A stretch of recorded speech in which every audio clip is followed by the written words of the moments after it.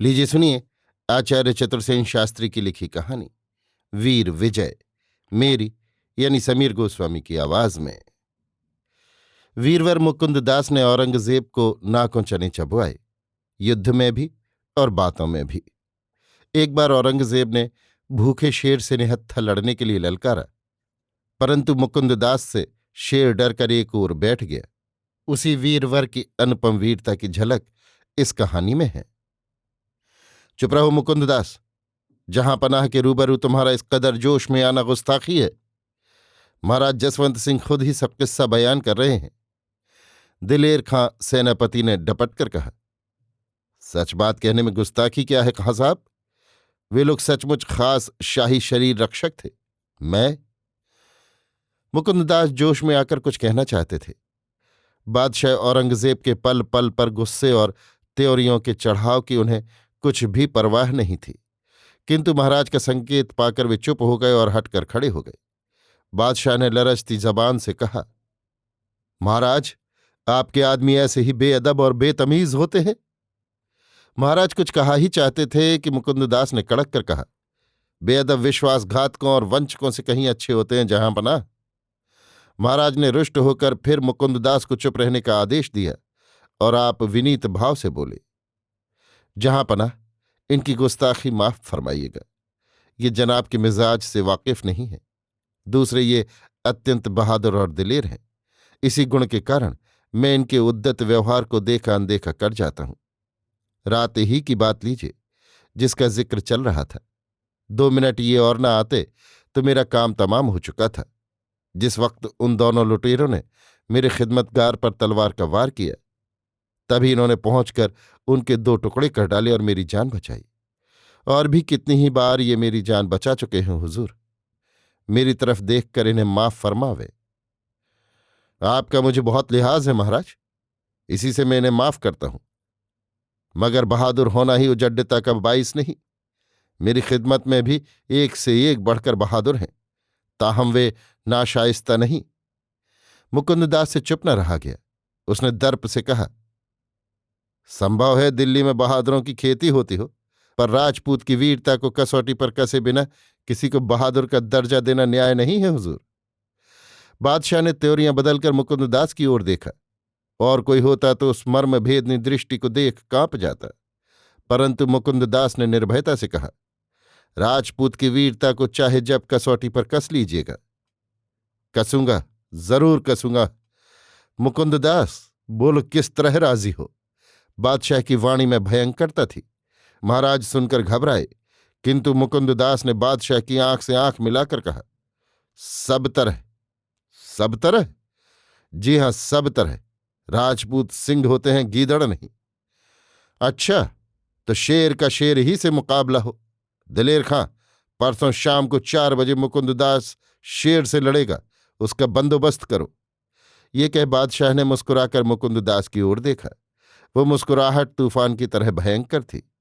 महाराज बड़े चिंतित हुए, किंतु मुकुंददास ने धीरज से कहा, मंजूर। मंजूर है ना? अच्छी बात है, पर देखो बिना हरबे हथियार के लड़ना पड़ेगा, खबरदार। मुकुंददास क्षण भर स्तंभित खड़े रहे। उनकी आंखों से आग बरसने लगी, चेहरा लाल हो गया, हाथों की मुट्ठियां बंद हो गईं। उन्होंने धरती पर पैर पटक कर कहा, मंजूर है, ये भी मंजूर है। राजपूत मुगल नहीं हैं, वो राजपूत हैं। राजपूत सिंह होते हैं। मुकुंददास अत्यंत उत्तेजित हो गए। महाराज से अब न रहा गया। उन्होंने खड़े होकर कहा, हुजूर। बादशाह ने बीच में ही बात काटकर कहा, बस महाराज, अब आप इस मामले में कुछ न कहिए। ये खेल मुकुंददास ने खुद पसंद किया है। किंतु महाराज फिर बोले, किंतु? मुकुंददास ने महाराज की बात काटकर कहा, महाराज, आप शांत होजिए। राजपूत आपके नाम को न डुबोएगा। मुकुंददास निशस्त्र ही अब सिंह से लड़ेगा, निश्चय लड़ेगा। पर बादशाह सलामत से मेरी एक प्रार्थना है। बादशाह ने जल्दी से कहा, कहो मुकुंददास, तुम्हारी अर्जी सुनी जाएगी। हुजूर, सारे शहर में ढिंढोरा पिटवा दें, ताकि सब प्रजा इस राजपूत की परीक्षा देख ले। बादशाह ने गद्दी से उठते उठते कहा, मंजूर है, तुम्हारी प्रार्थना मंजूर है। जब तुमने मेरी बात मंजूर कर ली है, तो मुझे भी तुम्हारी प्रार्थना मंजूर है। ये कहकर वो मुस्कुराते हुए महल को चल दिए। पाठक समझे इस मुस्कुराहट का अर्थ? नहीं समझे तो समझ लीजिए। भयंकर शत्रु मुकुंददास, जिसने उसका षड्यंत्र व्यर्थ करके उसके भेजे हुए गुप्त हत्यारों के हाथ से महाराज जसवंत सिंह के प्राण बचा लिए थे, उसने अपनी मौत आप ही बुलाई है। परसों खेल ही खेल में भूखा शेर उसकी बोटियां चबा जाएगा। 4 बजने में अब देर नहीं है। किले के सामने का मैदान खचाखच भर रहा है। तिल धरने को जगह नहीं है। छोटे और बड़े सब पुरुष इस अद्भुत और खतरनाक परीक्षा को देखने आए हैं। अर्धचंद्राकार बैठकें बनी हैं, जिन पर अमीर उमराव से लेकर साधारण नागरिक तक के लिए निर्दिष्ट स्थान है। सामने बादशाह सलामत के लिए सुनहरी कारचोबी के काम का शामियाना टंगा है। बादशाह के आने का समय हो रहा है। लोग उत्कंठित भाव से उनकी प्रतीक्षा कर रहे हैं। मैदान में मजबूत लोहे के सीखचों के पिंजरे में एक भीमकाय शेर टहल रहा है। ये जंगल का राजा इतने बड़े जनरव के बीच अपने को देखकर बराबर छलांग मारता है। जब कभी वो मुंह फुलाकर जम्हाई लेता है तो उसके दीर्घ नोकीले दांतों को देखकर कलेजा दहल उठता है। कभी कभी वो ऐसे विकट स्वर से दहाड़ता है कि जन समुदाय दहल जाता है। इसकी कोख कमर में घुस गई है। अवश्य ही ये भूखा है। सामने इतनी भीड़ देखकर पूंछ मरोड़कर कभी गरजता है, कभी छलांग भरता है, पर सीखचों से विवश रह जाता है। इस भयंकर पशु से खाली हाथ मुकुंददास को लड़ना है। कहाँ मनुष्य, कहाँ ये बर्बर पशु।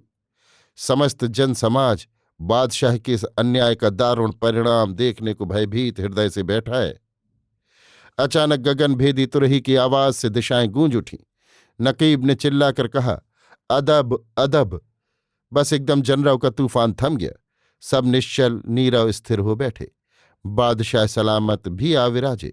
आते ही पूछा, महाराज जसवंत सिंह कहाँ हैं? हुजूर, तबीयत नासाज होने से वो इस वक्त कदमबोसी न हासिल कर सके। बीकानेर के राजा श्याम सिंह ने खुशामद से कहा।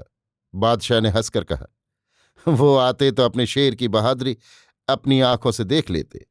खैर, मुकुंददास कहाँ है? अब देर क्यों? बादशाह की बात खत्म भी न हुई थी कि एक गंभीर नाद से मंडप गूंज उठा। आवाज आई, राजपूत तैयार है। एकदम सबकी नजर इस आवाज की तरफ उठ गई। ये क्या वही मुकुंददास है? आज उनकी ओर देखते डर लगता है। मुकुंददास सचमुच आज ऐसे भीम वेश में आए हैं कि वीर से वीर भी उसे देखकर दहल जाए। सिर से पैर तक रक्त वर्ण वस्त्र से शरीर आच्छादित है। क्रोध से मुख भी लाल हो रहा है। आंखें सिंदूरिया हो रही हैं, मानो विशाल जलादि हो। नाभि पर्यंत लटकती दाढ़ी को बीच से चीर कर कानों से बांध लिया है। वस्त्रों में से उनका गठीला शरीर फूटा पड़ता है। वक्षस्थल पर कृष्ण मृग चर्म बंध रहा है। पैरों में भारी जूता है और सिर पर रक्त वर्ण की बड़ी पगड़ी बंध रही है। इस समय इनका भीमकाय शरीर साक्षात रौद्र मूर्ति बन रहा है। बादशाह इन्हें देखते ही आतंक में आ गया। कुछ ठहर उसने अपनी आंखें दूर तक फैले जनसमूह पर, फिर मैदान में बद्ध सिंह पर डाली, मानो वे ये जांच रहे थे कि मुकुंददास प्रबल है या वन पशु। मुकुंददास गंभीरतापूर्वक धीरे धीरे मंच से उतरकर मैदान में सिंह के पिंजरे की ओर अग्रसर हुए। हजारों नेत्र उन पर पड़ने लगे। असंख्य हृदय उन्हें आशीर्वाद देने और उनके प्राण रक्षा की कामना करने लगे। ज्यों ही वीर मुकुंददास सिंह के पिंजरे के पास पहुंचकर हाथों के चमड़े के दस्ताने पहनने लगे, उस समय वो सिंह बहुत कूद फांद से थक कर चुपचाप लेट गया था। पर मुकुंददास साहस करके पिंजरे में घुस गए।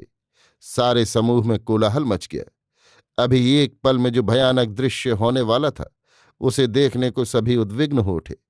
पिंजरे में घुसते ही मुकुंददास ने गरज कर कहा, ओ मियाँ के शेर, इधर आ और महाराज जसवंत सिंह के शेर का मुकाबला कर। आवाज दिशाओं में गूंज उठी। वो वन पशु मुकुंददास को देखकर पहले गुर्राने लगा, फिर अपने स्वभाव सिद्ध आक्रमण के लिए पंजों के बल धरती पर बैठकर लपका। पर जब भीम मूर्ति वीर ने ललकार कर खम ठोंका तो न जाने वो क्यों एक तरफ पिंजरे में चिपक बैठा। समस्त जनसमूह के बादशाह भी इस आश्चर्य व्यापार को देख रहे थे। कैसा चमत्कार है! वीर राजपूत सिंह को खदेड़ता और ललकारता पीछे पीछे जाता है, पर सिंह गुर्रा कर दांत निकालकर कोने में छिप बैठता है। बड़ी देर के बाद मुकुंददास ने पिंजरे से बाहर निकलकर भीम गर्जन से कहा, मियाँ का शेर दुम दबाकर भागता है। राजपूत सिंह ऐसे गीदड़ का शिकार नहीं करते। ये कहकर मुकुंददास ठट्ठा मारकर हंस पड़ा। बादशाह का चेहरा उतर गया। उन्होंने दिलेर खां सेनापति को संकेत किया। बादशाह की सम्मति पाकर दिलेर खां ने कहा, ऊपर आ जाओ मुकुंददास, तुम्हारी परीक्षा हो चुकी, तुम उत्तीर्ण हुए। बादशाह सलामत तुमसे बहुत खुश हैं। राजपूत नट या भाट नहीं होते जो किसी को खुश करने के लिए नाटक दिखाते फिरें। मुकुंददास ने क्रोध में लाल होकर घृणा से कहा और ऊपर आकर अपने स्थान पर बैठ गए। बादशाह गुस्से से होंठ चबा रहे थे, पर अवसर बुरा देखकर झेंप भी बहुत रहे थे। अंत में बादशाह ने मुस्कुराहट मुख पर लाकर कहा, बहादुर, तू सचमुच शेर है, मैं तुझ पर खुश हूं। आज से तेरा नाम नाहर खां हुआ। और कोई होता तो बादशाह की इस कृपा पर झुककर 7 बार कुर्निश करता, पर वीर मुकुंददास ने अवहेलना से तनिक हंस दिया और कहा, बड़ी बात हुई। बादशाह राजपूत को पहचान गए। पर बादशाह ये सुनने को बैठे न रहे। उनकी तबीयत नासाज हो गई थी। वो उठकर चल दिए। भीड़ भी छट गई। डेरे पर आते ही महाराज ने विजय वीर को छाती से लगा लिया। अभी आप सुन रहे थे आचार्य चतुर्सेन शास्त्री की लिखी कहानी वीर विजय, मेरी यानी समीर गोस्वामी की आवाज में।